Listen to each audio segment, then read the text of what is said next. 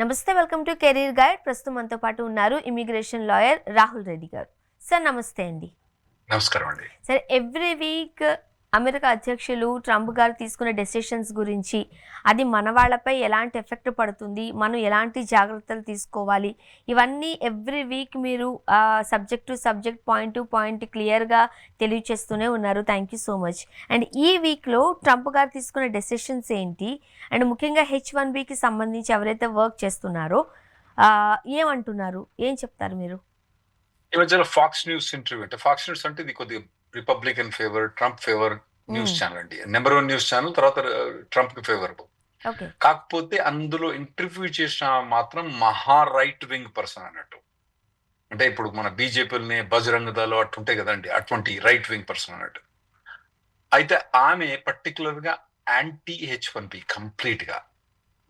అయితే ఆమె ఇంటర్వ్యూ చేసినట్టు ఏమందంటే, మరి నువ్వు ఇంత వర్కర్స్ అంటున్నావు, H1Bని మొత్తం బ్యాన్ చేయాలని ఎందుకు రికమెండ్ చేస్తలేవంటే, ట్రంప్ దానికి జవాబుకి ఏం చెప్పిండంటే, H1B అన్నది మనకు అవసరము, అంత ఈజీగా తీసేసేది రాదు, టాలెంటెడ్ పీపుల్ మనకు కావాలి అంటే. ఆమె రివర్స్ ఏమన్నదంటే, మన దగ్గర టాలెంటెడ్ పీపుల్ లేరా అంటే లేరు, కావాల్సినంత మంది టాలెంటెడ్ పీపుల్ లేరు మన దగ్గర. అతను ఒక ఎగ్జాంపుల్ ఇచ్చిండు. ఏమనంటే, ఇప్పుడు ట్రంప్ అడ్మినిస్ట్రేషన్ వచ్చిన తర్వాత హుండై అనే కంపెనీ $10 బిలియన్ పెట్టి ఇన్వెస్ట్మెంట్ పెట్టి బ్యాటరీ మ్యానుఫ్యాక్చరింగ్ యూనిట్ పెట్టి అందులో ఒక 500 మందిని సౌత్ కొరియా నుంచి పట్టుకొచ్చి ఎంప్లాయ్ చేసింది అన్నట్టు. చేసినప్పుడు వీళ్ళు ఇమిగ్రేషన్ రైట్ చేసి వాళ్ళందరినీ తీసుకుపోయి బొక్కలేసారు, శ్రీకృష్ణ దేవస్థానంలో పెట్టింది. అయితే వాళ్ళు అందరు కూడా లీగల్ వాళ్ళే, వాళ్ళు లీగల్ గా పని చేయొచ్చు అని ఇమిగ్రేషన్ కి అర్థం కాదు. ఎందుకంటే కాంప్లెక్స్ ఉంటాయి ఇమిగ్రేషన్ రూల్స్, కింది లెవెల్ ఆఫీసర్ కి అర్థం కాదు, ఇమిగ్రేషన్ లాయర్లు ఇంప్లిమెంట్ కష్టమైంది తప్ప అర్థం కావడానికి. వీళ్ళకి ఎట్లా అర్థమైంది, వీళ్ళు ఎట్లా ఇంప్లిమెంట్ చేస్తారు?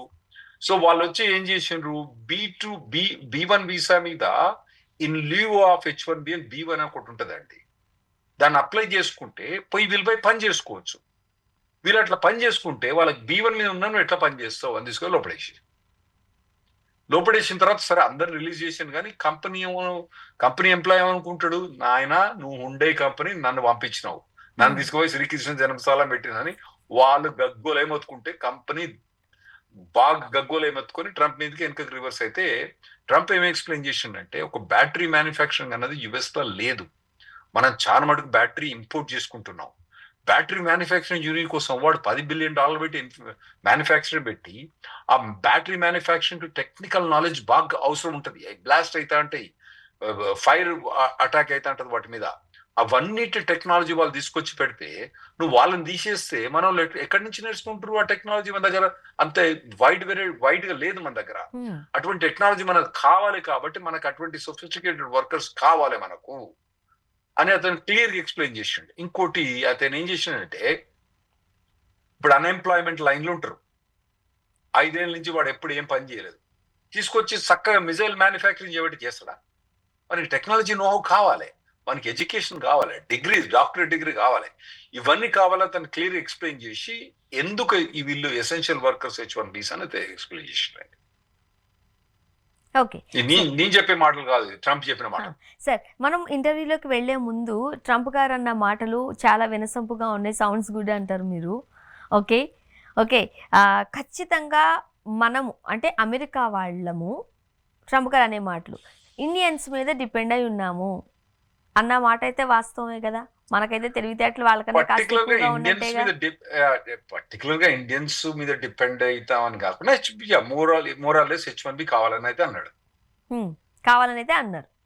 మరి ఇండియన్స్ మీద డిపెండెన్సీ ఉంది, there is no doubt about it. ఎందుకు లేదు, ఉంది.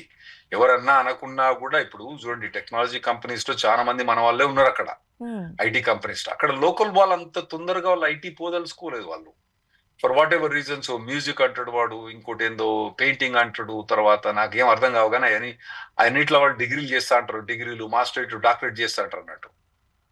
సో మనోళ్ళు ఏంటంటే, ఎన్నొద్దరు నాయన ఐటీలో మంచిగా జాబ్ ఉంటుంది, అమెరికా పోయి మంచిగా జాబ్ సంపాదించవచ్చు అని చెప్పి చాలా మంది మన వాళ్ళు ఐటీలో చేసుకుంటారు. వాళ్ళు ఏంటంటే, నాకు పెయింటింగ్ ఇంట్రెస్ట్ ఉంది, నాకు వాలీబాల్ ఇంట్రెస్ట్ ఉంది, నాకు జిమ్ ఇంట్రెస్ట్ ఉంది అని అలా పోతా అంటారు అన్నట్టు వాళ్ళు.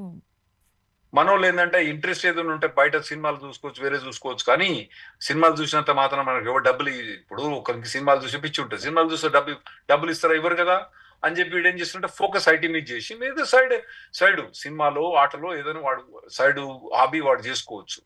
అక్కడ ఏంటంటే వాళ్ళ హాబీనే వాళ్ళు ప్రొఫెషన్ చేసే వాటికు అక్కడ రాదు, శాలరీ రావు. సో అందుకోసం ఐటీ కంపెనీస్ వల్ల చాలా డెఫిషియన్సీ ఉంది. వాళ్ళు అందుకోసం స్టెమ్ ప్రమోషన్ కోసం చాలా ప్రమోట్ చేస్తారండి. గవర్నమెంట్ పోయి చెప్తారన్నట్టు, నాయనా మీరు ఉట్టి డిగ్రీలు చేయకంటారు, నాయనా బిఏలు బీకామ్లు ఇవన్నీ చేయకండి, వేస్ట్, మీరు స్టెమ్ డిగ్రీలు చేయండి అని చెప్పి వాళ్ళకి ప్రమోషన్ చేసడానికి గవర్నమెంట్ కొంత ఫండ్ ఇచ్చి ఎడ్యుకేట్ చేసి చెప్తా అంటారు, కానీ ఇంటి పొరగా లేరు కదా అక్కడ. ఓకే సార్, ఇప్పుడు ఈ వీక్లో ట్రంప్ గారు తీసుకున్న డెసిషన్స్ వల్ల షాకింగ్ ఏంటి? ఎట్లా షాకింగ్ తీసుకోవాలి మనం? అంటే మనం ఎప్పుడు ట్రంప్ యాంటీ అనే మనం మొదటి నుంచి మాట్లాడుకుంటే ఇదే ఛానల్ మీద మనం ఎన్నోసార్లు మాట్లాడినాం, కానీ ట్రంప్ H1 మీద రిస్ట్రిక్షన్ చేయదలుచుకున్నదే తప్పితే మొత్తం బ్యాన్ చేయదలుచుకోలేదు. ఇంకోటి ఏంటంటే స్వర్ణ గారు, ట్రంప్ లా రిపబ్లికన్ పార్టీలా రైట్ వింగర్స్ అన్నది మెగా ఆర్గనైజేషన్ అంటాం. తర్వాత మోడరేట్స్ కూడా ఉన్నారు, అంటే వివేక్ రామస్వామి కానివ్వండి, తర్వాత మన ఇలాన్ మాస్కో, అటువంటి వాళ్ళు కూడా చాలా మంది ఉన్నారు అన్నట్టు. వాళ్ళందరూ H1Bకి సపోర్ట్ చేసేవాళ్ళు. ఈ మెగా ఆర్గనైజేషన్ ఏంటంటే వాళ్ళు ఏంటంటే మొత్తం H1B బ్యాన్ చేసేయన్నారు. ట్రంప్ ఎప్పుడు కూడా ఇటు సైడ్ అటు సైడ్ అని ఏం చెప్పలేదు, ఇటు అటు స్వింగ్ అవుతా ఉంటాడు అన్నట్టు.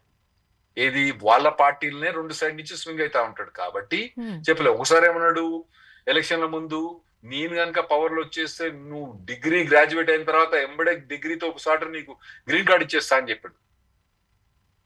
మళ్ళీ ఇప్పుడు ఇది అంటున్నాడు H1B మీద, ప్రతి H1 మీద 100,000 పెట్టింది కూడా ట్రంప్ అడ్మినిస్ట్రేషనే కదా, కొత్త H1 మీద పెట్టింది కూడా. సో ఇవన్నీ ఏంటంటే కొద్దిగా మనం పించ్ ఆఫ్ సాల్ట్ తో చూసుకోవాలండి. అతను మాట్లాడేది ప్రస్తుతం ఉన్న ఇమిగ్రేషన్ అడ్వైజర్ స్టీవెన్ మిల్లర్ అండి. ఈ ప్రపంచంలోనే యాంటీ ఇమిగ్రెంట్ లో number 1 person in the world. ఎంతకన్నా ఎక్స్ట్రీమ్ పర్సన్ ఇంకోలు ఉండరు. ఓకే, అతను స్టీవెన్ మిల్లర్, అతను అడ్వైజర్ ఇమిగ్రేషన్ కు. అతను అడ్వైజ్ ఉన్నంత మటుకు మనకు అందులో ఏమి కూడా రిస్ట్రిక్షన్స్ ఈజ్ కావు. ఏమైనా మనం కోర్టుకు పోయి గెలవాల్సిందే తప్ప ఇప్పుడున్న రిస్ట్రిక్షన్స్ ఈజ్ కావు.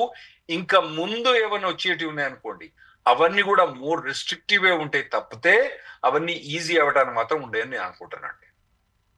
ఓకే, మరి ముఖ్యంగా సార్ ఇప్పుడు మన ఈ యొక్క డెసిషన్కు లేకపోతే ట్రంప్ గారు మాటలు బట్టి చూస్తుంటుంటే మన హైదరాబాద్ వాసులు లేకపోతే మనం తెలంగాణ వాళ్ళు యుఎస్ వెళ్ళాలి లేకపోతే వెళ్ళే ఆలోచన ఉన్న వాళ్ళు ఎలా అర్థం చేసుకోవాలి? ఇది రిస్ట్రిక్షన్ ఎలాగూ ఉంటదండి. మీరు ఒకవేళ F1 మీద పోయినా కూడా H1 మీద పోదలుచుకుంటానికి లేదు. ఇప్పుడు ఏదైనా కోర్ట్ ఆర్డర్ వచ్చి చేంజ్ అవుతుంది తప్పితే కొత్తగా ఇక్కడి నుంచి H1B పోవడానికి లేదు. ఎందుకంటే పోవడానికి పోతే $100,000 కంపెనీ పే చేయాలి. ఒకవేళ నీకు కనుక $100,000 కంపెనీ పే చేసిందంటే నమస్కారం, నువ్వు you are a very talented person, I really salute you, you should definitely go.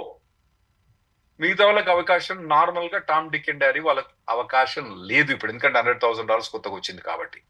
Student visa మీద పోయే వాళ్ళు కూడా అంత ఈజీగా H1B ఈ గవర్నమెంట్ ఈజీగా H1B ఇవ్వడం కానివ్వండి, ఈజీగా మిమ్మల్ని అక్కడ పోయి ట్రీట్మెంట్ చేయడం కానివ్వండి, అక్కడ పోగానే మీకు రెడ్ కార్పెట్ వేసి తీసుకొని అన్ని వేసేటట్టు మాత్రం లేదు. రిస్ట్రిక్టివ్ గానే ఉంటది. దానికి ప్రిపేర్ అయితేనే మీరు పోండి, లేకుంటే పోకండి. లేదంటే మీరు అక్కడ పోయి ఎడ్యుకేషన్ చేసాక రావాల్సింటే దానికి ఇబ్బంది ఏం లేదు మీకు.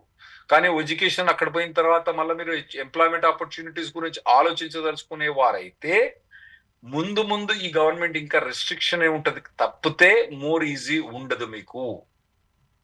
ఓకే సార్, మరి అలా అనుకుంటే ఇప్పుడు లాటరీ సిస్టమ్ ఉంది, లేదంటే మీరు అన్నట్టు $100,000 ఉంది, వీటిపైన ఈ ఫీజు పైన ఏమైనా ఎఫెక్ట్ పడుతుందా? ఏం పడదు, ఎందుకంటే ఆల్రెడీ ఎగ్జిక్యూటివ్ ఆల్రెడీ ఇచ్చేసిండు. కోర్టులు ఉంది. కోర్టు కనుక ఒకవేళ మనకు ఫేవరబుల్ డెసిషన్ వస్తేనేమో పర్వాలేదు. ఇప్పుడు ప్రస్తుతం కోర్టు ఇంజెక్షన్ ఇవ్వడానికి రిఫ్యూజ్ చేసింది. ఇంజెక్షన్ రిఫ్యూజ్ చేసింది కాబట్టి ఇప్పుడు ప్రస్తుతం ఎవరు కూడా ఇండియా నుంచి కొత్తగా H1B పోయేదలుచుకున్న అందరికి కూడా $100,000 అప్లికబుల్. ఇతను ఇచ్చిన స్టేట్మెంట్ ద్వారా దాన్ని 100,000 తీసేస్తామా అంటే అబ్సల్యూట్లీ నాట్. 100,000 తీసేయాలంటే మళ్ళీ ఒక ఆర్డర్ ఇష్యూ చేయాలి. అతను ఆర్డర్ ఇష్యూ చేయలేదు. ఏదో టీవీలో పోయి ఒక మాట అనగానే 100,000 తీసేసినట్టు కాదు. ఓకే. మరి ఒకవేళ మీరు అలాగే అనుకున్నట్లయితే, ఈ టైంలో కంపెనీస్ ధైర్యంగా స్పాన్సర్ చేయొచ్చా? ఇంతకుముందు మనం ఈ విషయం గురించి మాట్లాడుకున్నాం. కంపెనీస్ అన్ని డబ్బులు పెడతాయా? కంపెనీస్ డబ్బులు 100,000 పెట్టాలంటే కష్టం అండి. ఒకటి ఎందుకంటే మీరు ఒకటి అర్థం చేసుకోవాలి, మీరు 100,000 పెట్టి మిమ్మల్ని తీసుకొచ్చిన అనుకోండి, మీరు talented or anchor, okay, talented anchor, okay, right now you are the top talented anchor, you are దీన్ వాచ్డ్, అందరు మిమ్మల్ని వాచ్ చేస్తారు, ఓకే, నేను మిమ్మల్ని తీసుకోబోతే అక్కడ పోయి ఆడికి పోయిన తర్వాత మీరు నా కంపెనీకి పనిచేయాలని రూల్ లేదండి. ఆడ ఏ కాంట్రాక్ట్ కూడా వర్తించదు అక్కడ. సో మీరు అక్కడ రాగానే ఇప్పుడు మీరు టాలెంటెడ్ పర్సన్ కాబట్టి నేను మొత్తం కష్టపడి $100,000 పెట్టి నేను పట్టుకొచ్చిన తర్వాత మీరు నెక్స్ట్ మీరు ఆల్రెడీ టాలెంటెడ్ కాబట్టి మీకు పక్కనోడు ఏం చేస్తాడు, నేను 2 కోట్లు ఇస్తాను అనుకోండి, ₹1 కోటి ఇక్కడ ఖర్చు పెట్టినా 2 కోట్లు పట్టుకొచ్చిన వాడు పక్కన ఏం చేస్తాడు, అరే వచ్చింది 2.5 కోట్లు ఇస్తారా తల్లి అంటాడు. కథ గోవింద గోవింద, నా ₹1 కోటి పోయినాయి, నా స్ట్రెస్ అంతా పోయింది. సో సో అన్లెస్ వాళ్ళు ఏదైనా సొంత కంపెనీ పని చేసుకుంటా హైలీ టాలెంటెడ్ తర్వాత అబ్సల్యూట్లీ నెసెసిటీ అయితే తప్పితే, వాళ్ళు అదే కంపెనీకి పనిచేసే వాళ్ళు అయితే అట్లేమన్నా అయితే మరేమన్నా చెప్పలేం. కానీ 100,000 ఇప్పుడు కొత్తగా అయితే పెట్టడానికి ఏ కంపెనీ కూడా రెడీగా లేదని, నా దగ్గరికి ఇంత మటుకు ఒక్క కంపెనీ కూడా ఓకే ఈ పర్టికులర్ పర్సన్ నేను 100,000 పెడతా అని చెప్పి ఒక కంపెనీ కూడా రాలేదు. ఇప్పుడు దాదాపుగా మనం డిసెంబర్ మంత్కి వచ్చేస్తాం. మార్చ్ 1 మేము H1B అప్లికేషన్ లాటరీ ఫైల్ చేయాలి. ఇప్పుడు కూడా ఒక్కరు కూడా నేను ఇండియా నుంచి ఫైల్ చేస్తా ఇక $100,000 పట్టుకొని ఎవరు రాలేదండి. ఓకే సార్, అలా అనుకుంటే ఇప్పుడు వీసా స్టాంపింగ్ ఉంటుంది, ఇంటర్వ్యూస్ ఉంటాయి. సో మరి వీటిపై ఎలాంటి ఎఫెక్ట్ ఉంటుంది? కొద్దిగా కౌన్సిలేట్స్ అనే వాళ్ళు కొద్దిగా ఈజీ అవుతారేమో, ఎందుకంటే వాళ్ళు అవుతారేమో అంతే. ఎందుకంటే ఇప్పుడు ప్రెసిడెంట్ మాటలు బట్టి వాళ్ళు బిహేవ్ చేస్తారు. ఎందుకంటే వాళ్ళు they are the employees of the government head ఎవరు, ప్రెసిడెంట్ ట్రంప్. అతను ఇటువంటి మాటలు మాట్లాడితే అరే ట్రంప్ కొద్దిగా ఇలా అనుకుంటాడు కాబట్టి మనం కొద్దిగా ఈజీ అవుదామని అనుకోవచ్చు అని నేను అనుకుంటున్నాను. కొద్దిగా ఈజీ, ఒక 2 to 3% 5% మెంటాలిటీ చేంజ్ అయిందండి కొద్దిగా. ఇప్పుడు మనకి H4 ఉండింది, EAD ఉంది, మరి వాళ్ళకి ఏమైనా ఎగ్జామ్షన్స్ ఇస్తారా? వాళ్ళకి ఇప్పుడు H4EAD వాళ్ళు పని చేసుకోవచ్చు. ఇంకోటి ఏంటంటే ఇప్పుడు H4EAD వాళ్ళకు భలే పార్టీ చేసుకుంటున్నారండి వాళ్ళు. అంటే ఎందుకు పార్టీ చేసుకుంటున్నారంటే వాళ్ళు ఇంతకుముందు H1B ట్రై చేస్తే రాలేదు లాటరీలా. ఇప్పుడు $100,000 అన్నది ఏదైతే బయటి దేశం నుంచి వచ్చే వాళ్ళకి 100,000, లోపల ఉన్న వాళ్ళకి 100,000 లేదు కాబట్టి వాళ్ళకి ఇప్పుడు మంచి గుడ్ న్యూస్ అన్నట్టు. ఓకే, సో ఇప్పుడు మీరు చెబుతున్న దాన్ని బట్టి చూస్తుంటుంటే ఈ టఫ్ వెరిఫికేషన్ ఉంటుంది అని అనుకోవచ్చా? ఇంతవరకు చాలా టఫ్గా ఉంది కాబట్టి. ఇంతకుముందు టఫ్గా ఉంది, ఇంకా ముందు టఫ్ అవుతుంది, కానీ ఈజీ ఏం కాదు. ఇది ప్రాసెస్ ఏమి ఈజీ కాదు, ఎన్ఫోర్స్ ఏమి ఈజీ కాదు. తర్వాత వెట్టింగ్ ప్రాసెస్ అంటే ప్రతి దాన్ని కిందికి మీదికి పైకి కిందికి చూసి పంపిస్తారు. ఆ వెట్టింగ్ ప్రాసెస్ లో ఏమైందంటే జాబులు పోతా అంటే అన్నట్టు. ఎందుకంటే వీడు వచ్చిన తర్వాత 221G అని సిచ్యుయేషన్ కంపెనీ నుంచి ఎంక్వైరీ చేస్తా అంటే 4 నెలలు ఎంక్వైరీ చేస్తే 4 నెలలు జాబ్ ఉండదు కదా నాకు. వాడు తీసేసిన తర్వాత వీడు H1B ఇచ్చి లాభం లేదు నాకు. సో అటువంటి వెట్టింగ్ ప్రాసెస్ అవన్నీ ఇంక్రీజ్ అయితే తప్పితే ఈ పర్టికులర్ స్టేట్మెంట్ తోటి మీరు కొద్దిగా ఈజీ అయిద్దని మాత్రం అనుకోకండి. ఏమైనా కొద్దిగా ఈజీ అయినా కూడా దాని మీద మీరు హోప్ పెట్టుకోకండి. ఇప్పుడు ఈ ట్రంప్ గారు మాట్లాడే మాటలన్నీ నిజంగానే అవుతాయంటారా? లేకపోతే ఏమైనా మార్పులు ఏమైనా జరుగుతాయా? మాట వేరు, కొన్ని సందర్భాల్లో భయపడడానికి మాట్లాడతారు, బట్ యాక్షన్స్ చూపించరు. అలాంటిది ఏదైనా ఉందా? కొద్దిగా లూజ్ టంగ్ అండి మా ప్రెసిడెంట్ గారు. మీకు కోవిడ్ వచ్చినప్పుడు కోవిడ్కి ఏం ట్రీట్మెంట్ పెట్టాలంటే డెటాయిల్ కోసుకోమన్నాడు, డెటాయిల్ పెట్టి ఇంజెక్షన్ ఇచ్చుకోమన్నాడు. ఫినాయిల్ పెట్టి, డెటాల్ కాదు ఫినాయిల్ పెట్టి ఇంజెక్షన్ ఇచ్చుకోమన్నాడు. సారీ, ఫినాయిల్ పెట్టి అది ఎవరన్నా ఫినాయిల్ పెట్టి ఇంజెక్షన్ ఇచ్చుకుంటే చచ్చిపోతాడు. సో అతని మాటలు ప్రతిదీ బిలీవ్ చేయడానికి అవసరం ఏం లేదు. కాకపోతే ఇది కొద్దిగా సీరియస్ టాకే, థాట్ ప్రాసెస్ తోటి చేసింది, అండ్ ఎక్కువ ప్రామిసెస్ ఏం చేయలేదు అతను. కాబట్టి డెఫినెట్లీ మొత్తం H1B రిమూవ్ చేస్తా అని ట్రంప్ ఎప్పుడు అనలేదు. H1 మీద రిస్ట్రిక్షన్ పెడతా అన్నాడు. కాకపోతే ఏ ఇంటర్వ్యూర్ అయితే ఏవైతే ఆమె ఉందో ఆ ఇంటర్వ్యూర్ ఆమె కంప్లీట్ గా H1B తీసేయాలనే ప్రపోజల్ ఉన్నది కాబట్టి దాన్ని H1B డిఫెండ్ చేసిండు అతను అక్కడ. ఓ ఆయనే డిఫెండ్ చేశారు. ఆయన కాబట్టి డిఫెండ్ చేసిండు. ఈ పాలసీ చేంజెస్ లో కాస్త మనం మేబీ అని కూడా అనుకోవచ్చు. అవును. ఇంకోటండి మీరు అనుకోవచ్చు, ట్రంప్ ఎప్పుడైనా మీరు మాట్లాడుతూ చూసిండ్రా అండి, ప్రెస్ తోటి మాట్లాడితే ఎట్లా మాట్లాడతాడంటే అసలు వాళ్ళని ఎంత అవహేళన చేస్తాడంటే అంత అవహేళన చేస్తాడు. కాకపోతే ఇక్కడ వచ్చే మటుకు ఇది ఫాక్స్ న్యూస్ ఒకటి, తర్వాత ఆ ఇంటర్వ్యూర్ ఆమె మెగా బేస్ కు కొద్ది రిప్రజెంట్ చేసే ఆమెను అవహేళన చేయడానికి వీలు లేదు ఇతనికి, అతను చేయడు కాబట్టి ఆమెతో మర్యాదగానే క్లియర్ గా కౌంటర్ చేసిండు H1B. ఓకే, మరి ఇప్పుడు మనం ఒకసారి F1 స్టూడెంట్స్ గురించి మాట్లాడుకుంటే వాళ్ళకి ఎట్లా వర్తిస్తుంది, వాళ్ళ కోసం ఏం చెప్తారు మీరు? ఇప్పుడు వాళ్ళు కూడా ఇంతకుముందు మీరు H4 వాళ్ళు పార్టీ చేసుకుంటా అన్నట్టు F1 మీద ఉన్న వాళ్ళు ఇప్పుడు పార్టీ చేసుకుంటారు. ఎందుకంటే వాళ్ళకి మంచిగా ఈజీగా H1B లాటరీ వచ్చే ఛాన్స్ ఉంది. ఇదివరకు 1 in 4, 1 in 3, 1 in 5 ఛాన్స్ ఉండే కదా, ఇప్పుడు దాదాపుగా 80 నుంచి 90% లేదా ఈవెన్ 100% కూడా వాళ్ళకి ఛాన్స్ ఉంది అంటే H1Bలో జాబ్ ఉన్న వాళ్ళకు కంపల్సరీ. అయితే ఒక్కటి స్వర్ణ గారు మేము ఏం నోటీస్ చేస్తున్నాం అంటే ఈ మధ్యలో F1 మీద ఎంప్లాయ్మెంట్ చేసుకోవడం కానివ్వండి, H1 మీద ఎంప్లాయ్మెంట్ చేసుకోవడానికి మాత్రం జనాలు భయపడుతున్నారండి కంపెనీ వాళ్ళు. ఎందుకంటే వీళ్ళు యాంటీ ఇమిగ్రేషన్ మాట్లాడే వరకు వామ్మో ప్రెసిడెంట్ ఇట్లా మాట్లాడతాడు కాబట్టి మనకి ఏంటి వీని ఐరియస్ ఎంత ఇబ్బందో, వీడు మంచి టాలెంటెడ్ పర్సన్ అయినా కానీ నేను వీని హైర్ చేయడానికి ఈ తలకాయ నొప్పి నేను ఎడబడతా, ఇమిగ్రేషన్ లాయర్ తోటి నేను ఎడబడతా, ఆ పేపర్ వర్క్ నేను ఎడబడతా, నా వల్ల కాదు, నువ్వు ఎక్కడికైనా పోరా అని చెప్పి చాలా మటుకు రిజెక్ట్ అవుతారు. అంటే ఇదివరకు బైడెన్ అడ్మినిస్ట్రేషన్ లో ఏవైతే జాబ్లు వచ్చేవో అవి ఇప్పుడు వస్తలేవు. ఓ సో ఇప్పుడు మీరు అనే దాని ప్రకారం చూస్తే హైదరాబాద్ ఈ టెకీస్ కావచ్చు వీళ్ళకి ఈ లే ఆఫ్లు అనేది ఒక చాలా పెద్ద భయం పట్టుకుంది సార్. అవునండి. ఏ రోజు ఏం జరుగుతుందో అని. ఇవి తగ్గినట్టేనా? తగ్గలేదండి, తగ్గలేదు, లే ఆఫ్ తగ్గలేదు. మీరు గుడ్ న్యూస్ చెప్తున్నారా బ్యాడ్ న్యూస్ చెప్తున్నారో నాకు అర్థం కావట్లేదు సార్. అది మనం నెక్స్ట్ టాపిక్ లో మాట్లాడదాం లే ఆఫ్స్ గురించి. కానీ ఇప్పుడు ఇదివరకు కొద్దిగా ఇటువంటి రెటరిక్ అంటాం, అంటే వాళ్ళు గవర్నమెంట్ కంప్లీట్ గా ఒక పర్టికులర్ టైప్ గా మెసేజ్ రిలీజ్ చేసినప్పుడు మైండ్ లో పడిపోద్ది. చిన్నప్పుడు మాకు ఇందిరాగాంధీ ఏం చెప్పింది, నాయన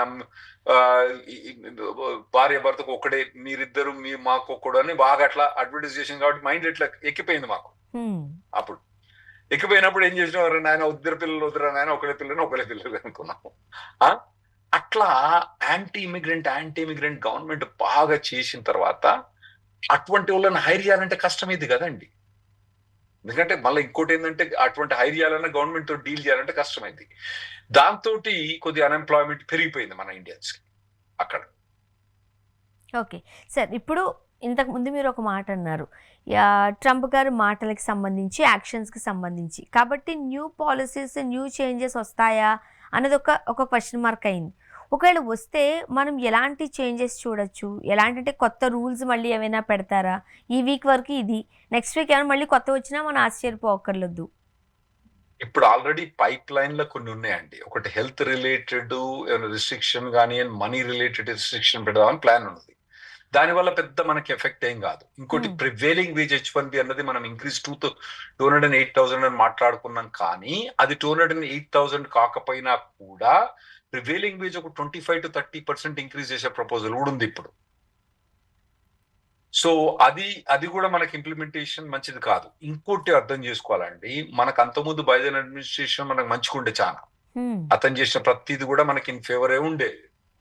ఇప్పటి మటుకు ట్రంప్ అడ్మినిస్ట్రేషన్ వచ్చిన తర్వాత మనకు ప్రతి వచ్చిన రెగ్యులేషన్, ఎగ్జిక్యూటివ్ ఆర్డర్స్ తర్వాత ఎటువంటి వచ్చినా కూడా మనకి ఇమిగ్రెంట్స్ ఫేవర్ గా రాలేదు. ఇంకా ముందు వచ్చేటివి కూడా ఇమిగ్రెంట్ ఫేవర్ గా ఏమీ రావు అని చెప్తున్నాను నేను. ట్రంప్ అడ్మినిస్ట్రేషన్ ఆ స్టీవెన్ మిల్లర్ ఉన్నంత కాలం ఏమి రావు. వాళ్ళు వెళ్ళిపోయిన తర్వాత ఏమన్నా మళ్ళీ మనకి మంచిగా